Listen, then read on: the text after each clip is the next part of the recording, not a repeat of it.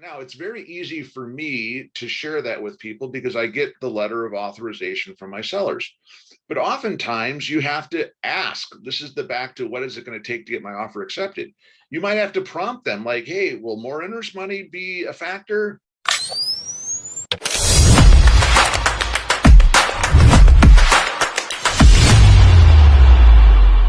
So without any further ado, let's go ahead and jump right in. All right. So let's talk a little bit now about getting your offer accepted. This is kind of a part two, getting deeper into the details. I'm going to open it up a little bit more for questions and answers. You, of course, can put your stuff in the chat if you can't talk and get into the conversation. But one of the big things is, as we talked about earlier, is you got to make a connection with the agents. I got to tell you, I get a lot of texts, I get calls, I get emails. It's all good. But the people who take the time to go out of their way to be respectful, professional, understand the assignment. You probably understood that if you watch some of the TikTok videos. There's a little, I'm not going to sing it, but anyways, understanding the assignment basically means that to make this connection and doing it their way, there's two things. The connection part is just reach out and let's talk. And then, they should be you should be schmoozing that listing agent. You should be befriending that listing agent. You should, make it fun for them to do business with you. If you're the buying agent, I want people who are happy and are fun, not people who are like, yeah. And then I love the people who also kind of question the way I'm doing things. And, it's like, okay, how is that going to get you any closer to getting your offer accepted? Right. So it's not the total kiss my butt thing, but it is like kind of do it my way. And there's other agents that have other ways that they do it. And it's a very well thought out process of what I do. And most people who get it love it. And so what I'm going to tell you is that agent notes in your MLS or in your portal, if there's notes from the agent of exactly what you need to do, like one of them I'm going to tell you right now was a big one that didn't happen, which was a little bit my bad because I didn't make it as obvious, like right up front, is that you need to do an offer recap. It is so much work when you're looking at 6, 7, 8, 9, 10 offers to try and recap all those and put it in a spreadsheet and kind of keep track of who's doing what. And this is going to be more important when we get down to the final four.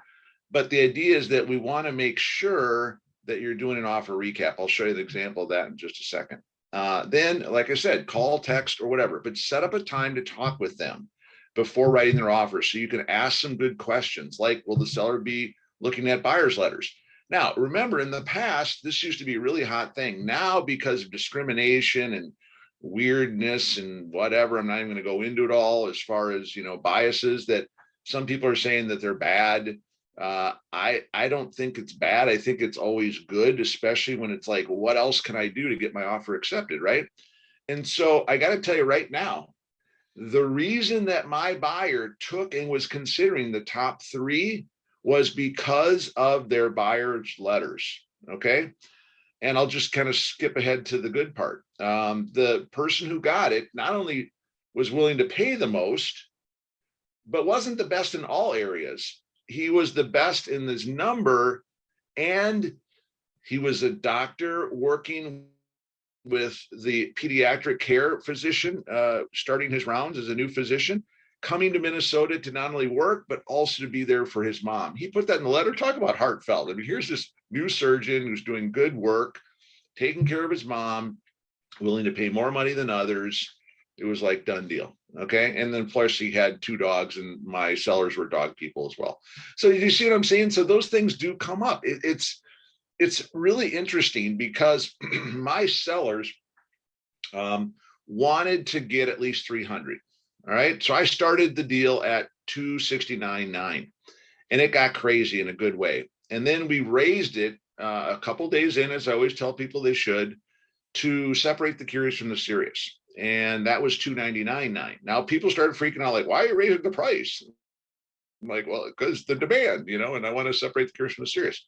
Well, so then what happened is that I started talking to them about what is their dream number. And they're like, oh my God, if we can get a 300, we're good. But our dream number would be 320. I'm like, really? Okay, stay tuned. 2 more days go by and we're at 341,152. So over $341,000 they're going to have a lot of extra money to do some wonderful things with their new house in Duluth. And I'm so excited for my sellers. But here's the deal. When you get over your dream number, now the money doesn't really matter. If you have a heart for people, think about it. You want the right person to have your house because they put a lot of love and a lot of money into getting that house ready. Not all the cosmetic stuff, but the heavy lifting, expensive things. And so, having that buyer's letter, I think helps in a lot of cases. It does not hurt. But again, it's something you do want to ask your listing agent if the sellers will be considering reading and will make that as part of their decision-making process. All right, next thing,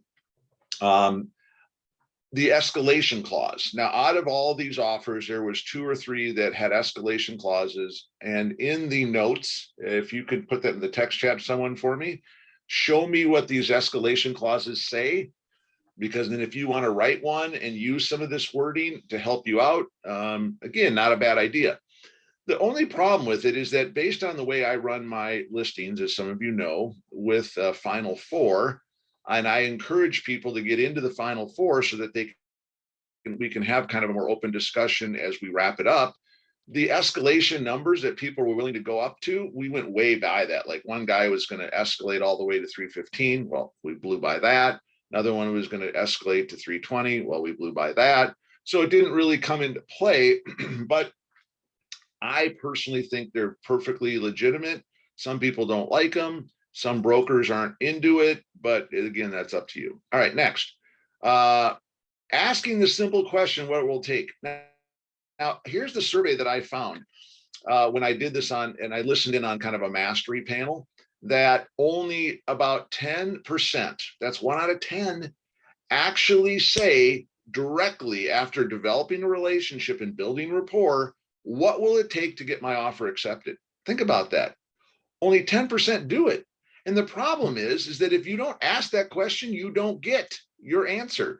You need to make sure that you are asking. If you don't ask, you don't get. So ask them, what is it going to take?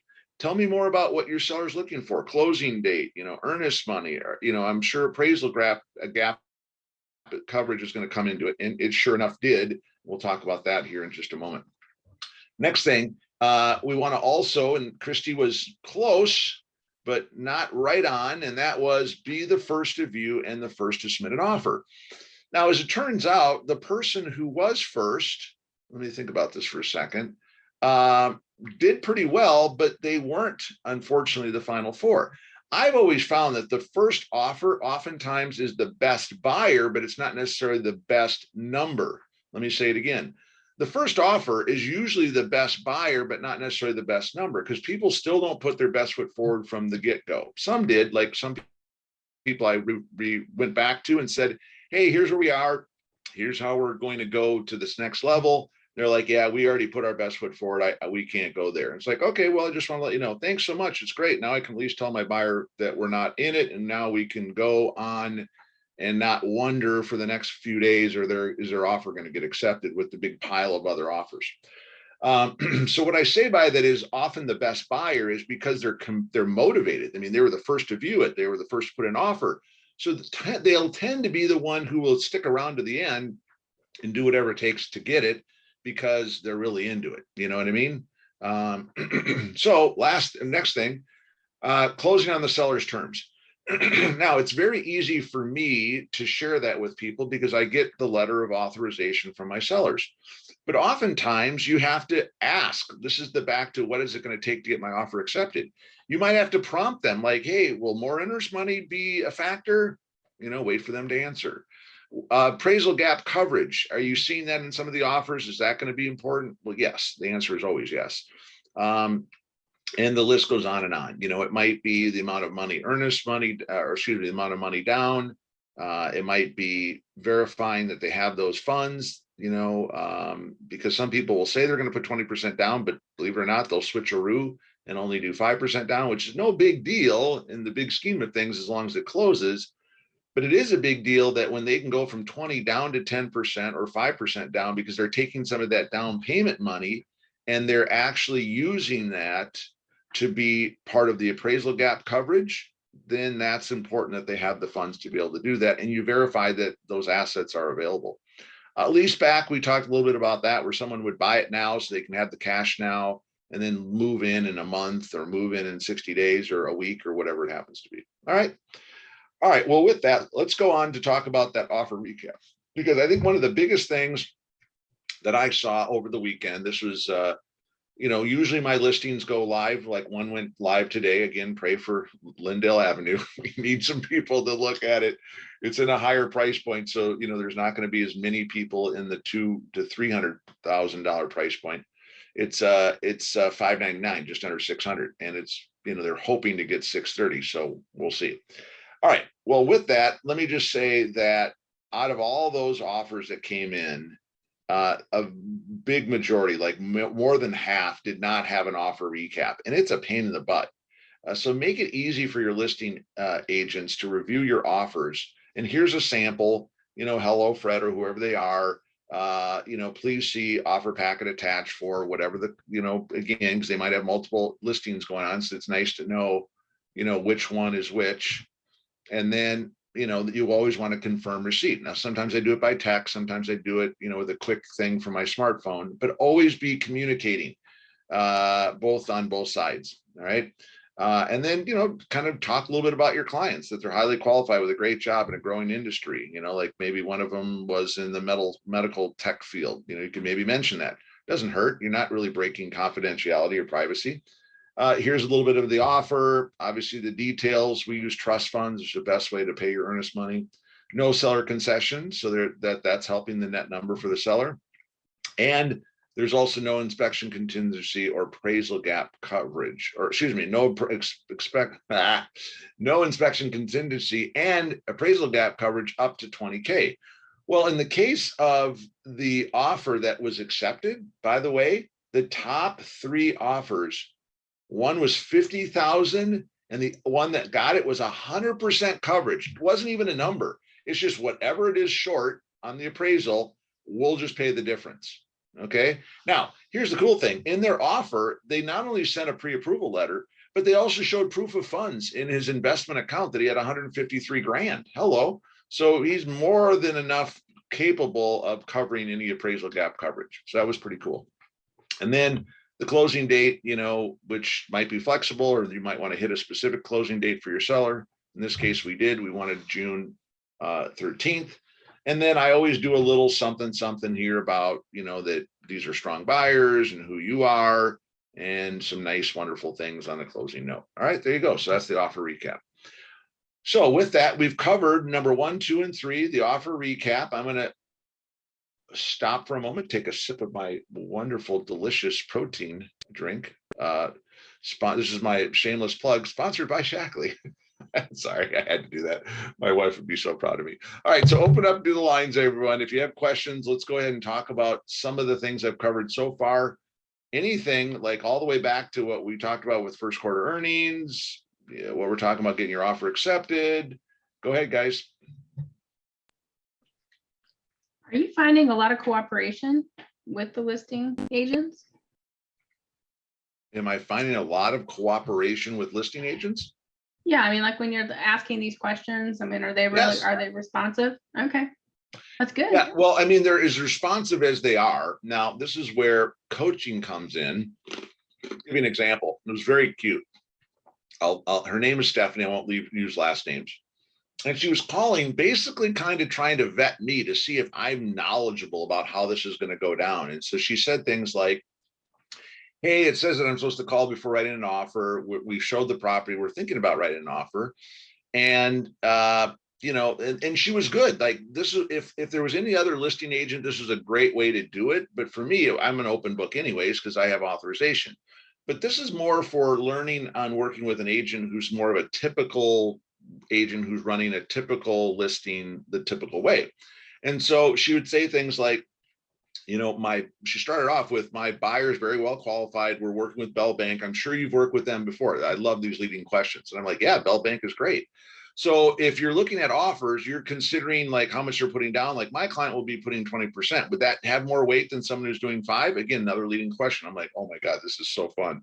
And I go, yeah, of course, Stephanie, that's great. So And then what we're going to do when we get down to it, and I told her a little bit about my process, and she's like, oh, really? Kind of an open bid. I said, well, yeah, you would be able to then go back and we just kind of counter. I call you or I text you or email, and then you have a chance to improve and enhance your offer. Well, that sounds more like kind of like an auction. Do you have an auctioneer's license? And I'm like, oh, Stephanie, come on, stop. So this is where I had to then stop her because she was getting a little crazy, kind of questioning how I was doing it.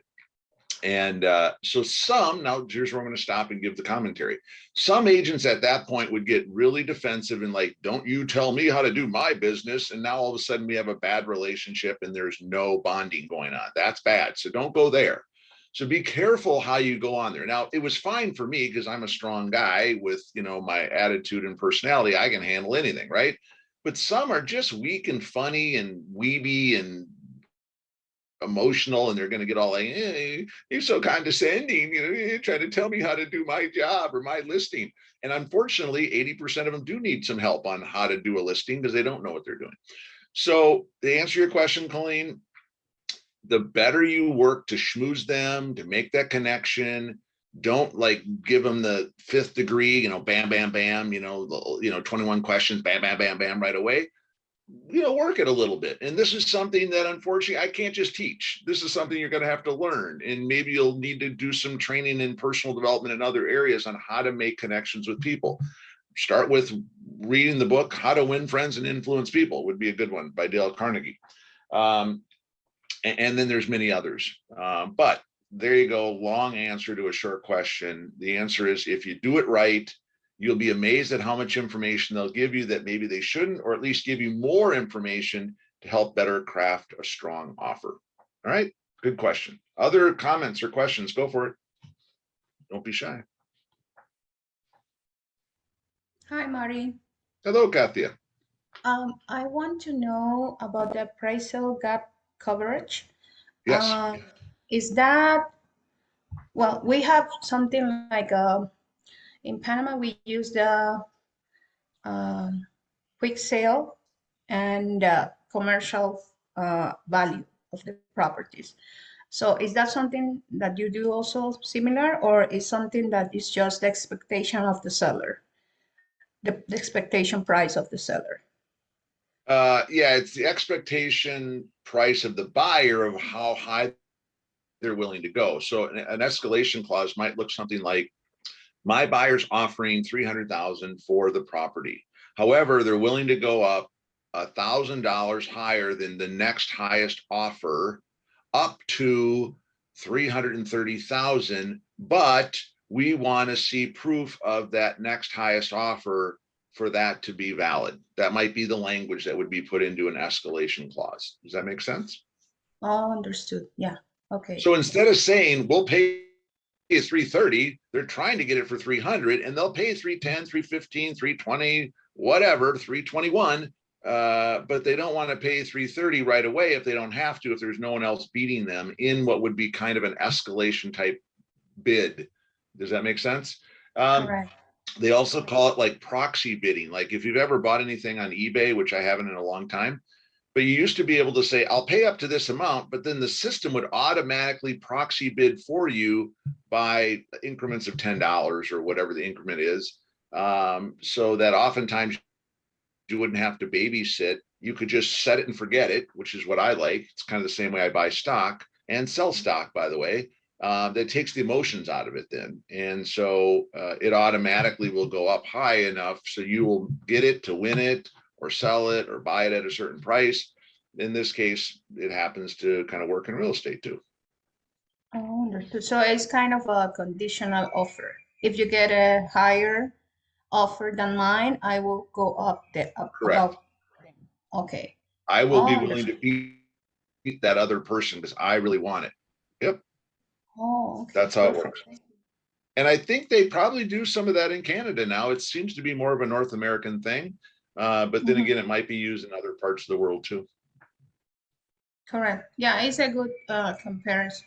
We have something in Panama. We use two values in the appraisals. So one of them is like for a really quick sale, you just go got cash and you got that value is written in the appraisal. And the other Yep. one is the commercial value. So we are in a different market again. We are in the buyer's market. So Yeah. it's different, I know. And the buyers can go down to that price if they want to do a quick closing. But of course, it's not the sellers always wish to go that low. Yeah. It's around 10% less, something like that. Wow, really? Yeah. Okay, Or yeah. got it. Thank you. Good. Well, thank you. I appreciate you sharing. All right, Christy, go ahead. I think you're up. I see you unmuted. I have a testimonial. I'm not sure what we're talking about. Okay, but well, let's see I'll be, what I'll it be is. transparent. Okay.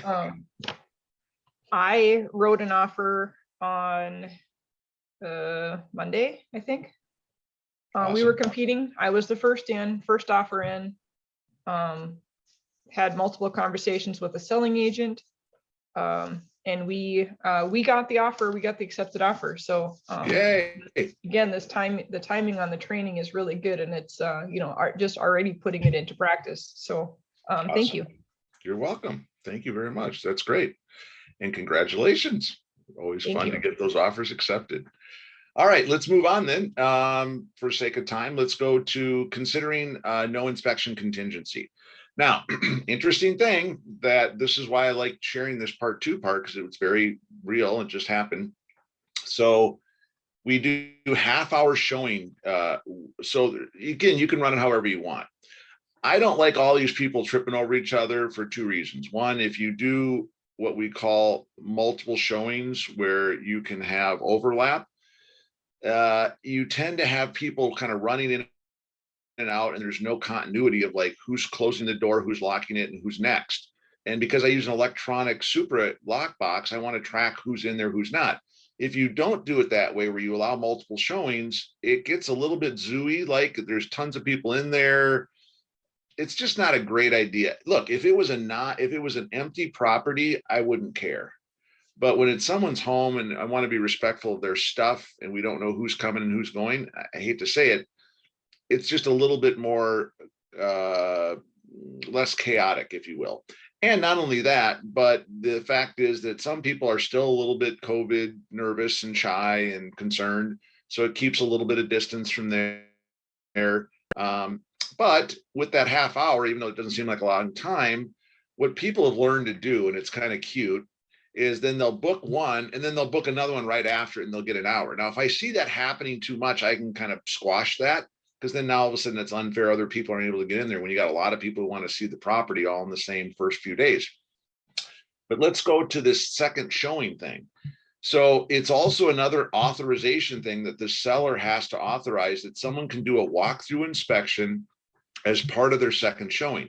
Now, they're not going to do an intrusive inspection, of course. They're not going to be doing like, moisture testing and radon testing and all that kind of stuff. But if they want to go in on a second showing, and by the way, I recommend that people do this to get your offer accepted, just set up a second showing, hire your local inspector or someone who knows a lot, like maybe someone who's a contractor or whatever, who can get some eyes on it, and look for the big stuff: structural, electrical, plumbing, the roof, the windows, the things that are going to cost a lot if you kind of miss those things when you're making a non-contingent offer.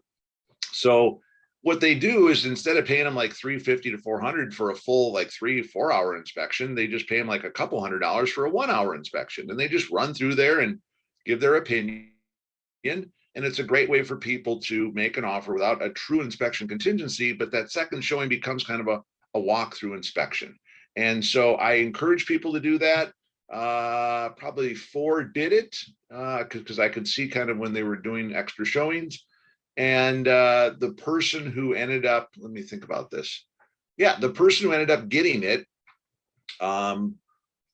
did use that second showing way to be able to be assured of the property before they made the non-contingent offer. Because at the end of the day, when we got to like the top 4 or 5, only one of them had an inspection, and it was the 3-day inspection.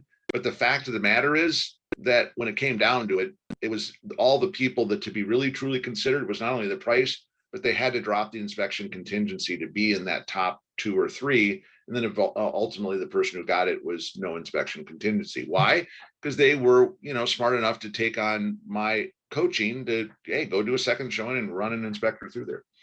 All right, next thing, make sure your lender is available. Now, the lender was great because I was able to reach them on the weekend, but you'll be amazed at how many people you can't reach. And it's hard because if you're vetting those buyers, think about it. Now you're making this offer, but we got to make sure that they actually can buy the property, because offers are great, pendings are awesome, but no one gets paid until a closing is successfully done, right?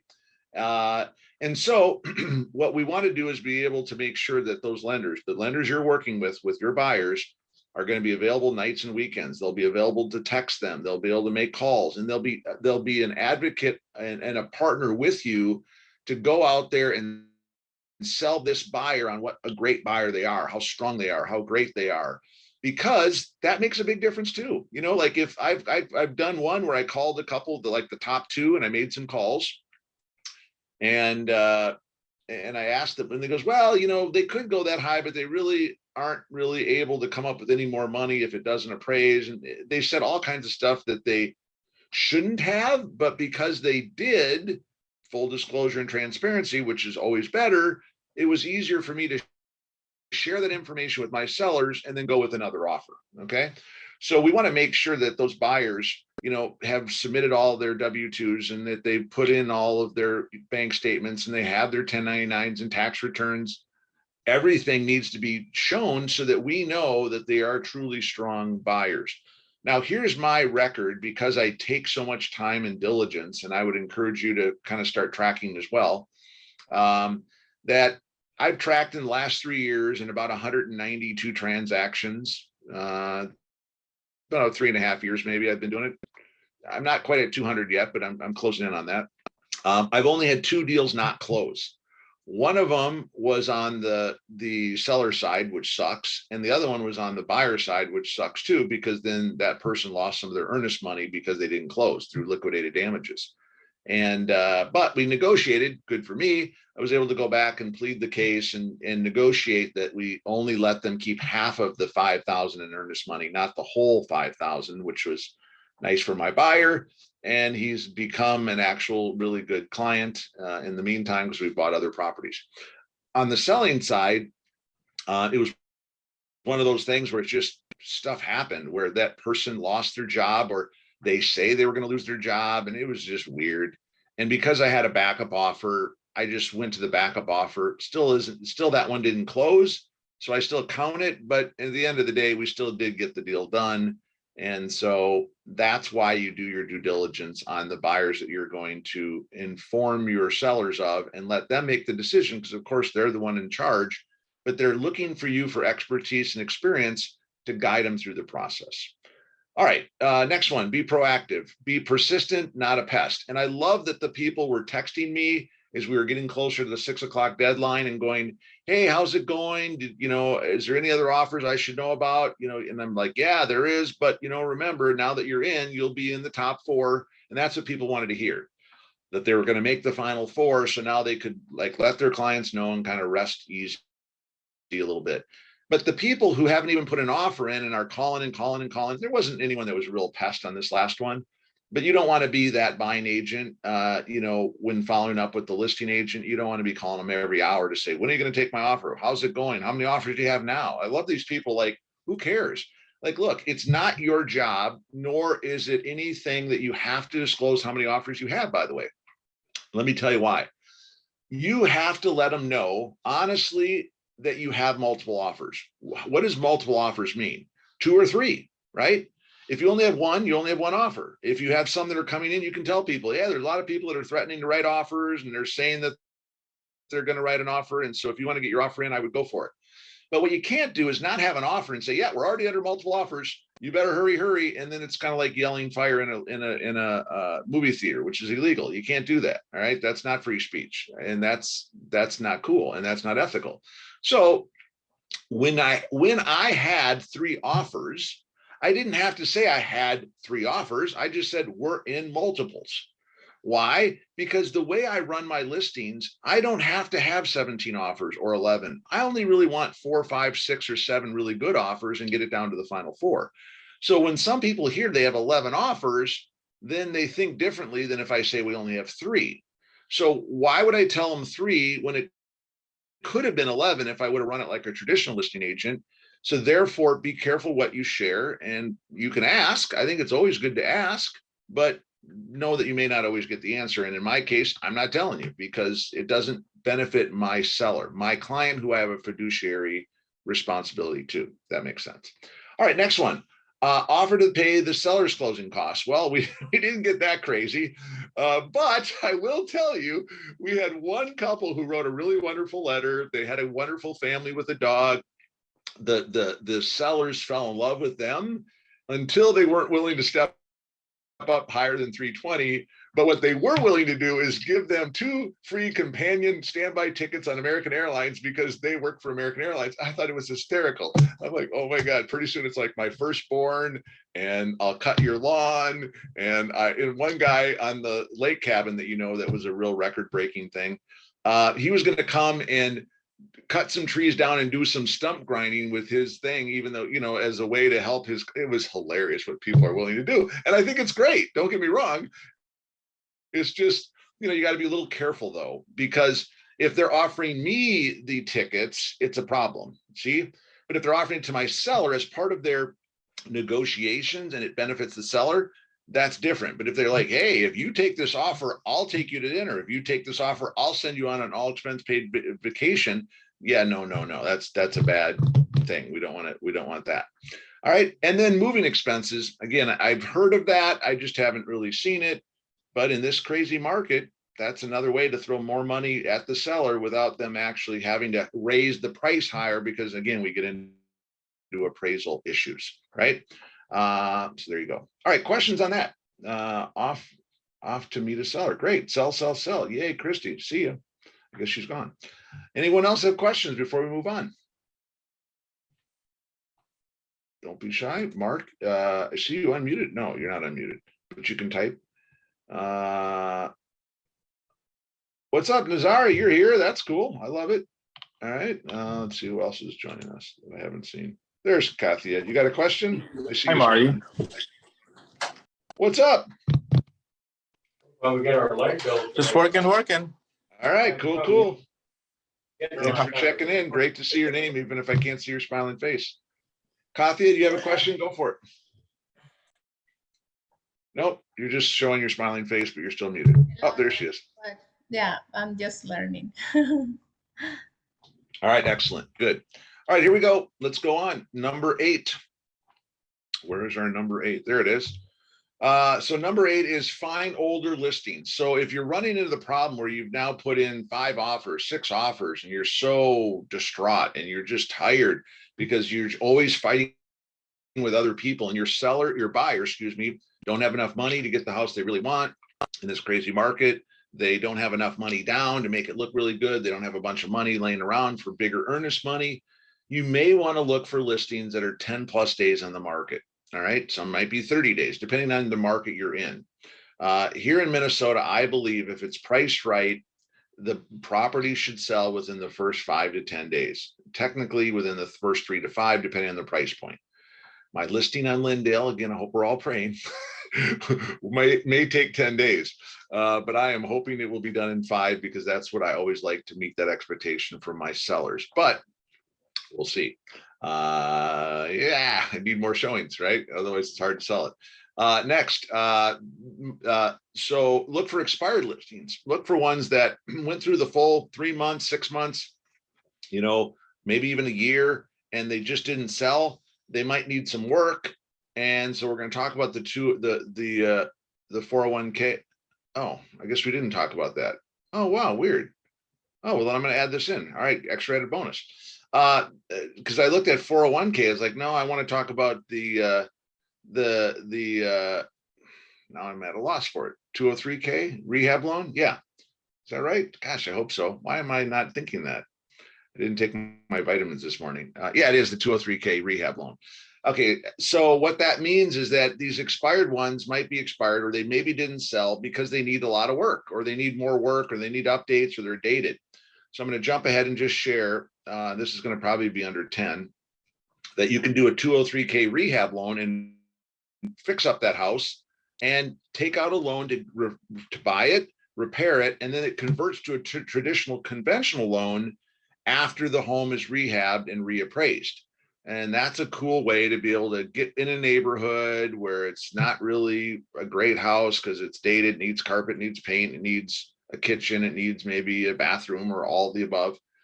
So a 203K rehab loan, both offered through FHA and conventional, is a great way to do it. And there's a 203K something and 203K something else. It depends whether it's up to 20,000 or over 20,000. Whether you do the full 203K or there's like a partial, or I forgot what the name of it is, for it's like a small little one, a small 203K rehab loan. All right, next, if you don't have the money for more earnest money, if you don't have the more money for down payment, then you can always get gift funds from a relative. And it can't be a loan. It's got to always be talked in terms of a gift. What you do later after you close to pay it back is totally a separate thing, but we don't want to hear about that as agents. We don't want to hear about that as lenders for sure. But that is a way that people are getting to be able to get into a house. I have a couple right now who is moving back in with mom and dad. We're selling their house this week. It's actually in one of my new listings. And they are going to then use cash from grandpa who passed recently. Sad, true, but true stories. And then once they get in the house, this is gift money from the grandpa's estate, then they're going to go back when he has a new job and has been at the new job long enough, and then, do the financing and then, pay back the family or the estate, if you will. Or you might have a 401k. Some of you that have had good jobs for a long time with certain different companies, maybe different companies that pay the 401k, and you've done matching with that company. This would be a great way to use that money without any penalties to be able to purchase a home. You can use that the 401k money to do that. I always wonder, where do these numbers come up with? So if someone wants to do a little research on that, see, this is where we need Christy, because she does that stuff. But why is it a 203K rehab loan, and why is it a 401k? What's with the numbers? I don't know. So someone, I'm sure you can Google it. I just thought I would throw that out there. All right, next one would be, as I said, I'll start off with, it'll be 203K rehab loan or build a new home. And that's kind of what this graphic was showing, is that, you could have a home that's nice and buy it. You could have a home that's nice on the outside, but not nice on the inside, and buy it with a 203K, or you can just do new construction. And that happens to be something I'm very into, because we got homes that we're building, new construction, and I'm going to meet with some investors on investing so we can build more new homes later when this call is done. So that's another way. And then again, quick reminder, remind your buyers not to buy anything with credit. No cars, no couches, no furniture. Don't apply for any new financing. It will definitely mess you up, because typically 2 or 3 days before your closing, they do another quick credit check to make sure everything's good and there's nothing weird, no liens, or there's no judgments, and there's no issues where all of a sudden you bought a $40,000 car when you shouldn't have bought anything until after you close, if you really want to go into that much debt. Because remember, there's a thing called debt to income ratio, and buyers need to make sure they stay under that threshold to qualify to buy a house. All right, other questions on the last 3 or 4 things we shared? Otherwise, I'm going to go on to agent attraction. Don't be shy. Colleen, I see you're like shy or busy or whatever. I'm pick on Colleen because I can. There she is. There she is. Questions, comments. You always pick on me. No, I think this is really good, because I want forced interaction. the current environment, this is what you need to do. I mean, I saw a really funny video the other day, and it showed how different it is from 20 years ago. Yes. It was really share that funny. video, because I was going to send that. I told everyone I was going to find that and send it. So can you put a thing in the chat? I'll find it. It shows this lady. go back 20 years ago. Oh, you want Yes. the roof replaced before buying it? Absolutely, we'll Yes. do that. And now they show this woman, she's drinking and she's like, oh, you've already got 40 offers like mine. Great. That's the one. So put it up in the wealth building. I have to find Wednesday it. I WhatsApp. forget where it did. Maybe you say, I don't know where I saw that. I'll find it though. Yeah, I wanted to find it. And I said everyone I was going to do it and I didn't. So Colleen, can you help, please? I will. I'll find. I forget where I saw it, but I laughed so hard. I'm Oh, like, I know. gosh, that is it. But it's true. It is very typical to what we're discussing right now, how Right. tough it is to get offers accepted. No A question. year from now, this might all be forget it. It might be a buyer's market. It's like I can Maybe get it'll- the seller to accept a subpar offer. Yeah. Maybe it'll flip like what's going on in Panama, where they're in a buyer's market right now. Maybe it'll become a seller's market in a year or two. You never know. It just never know. things change. Take care. All right. Anyone else?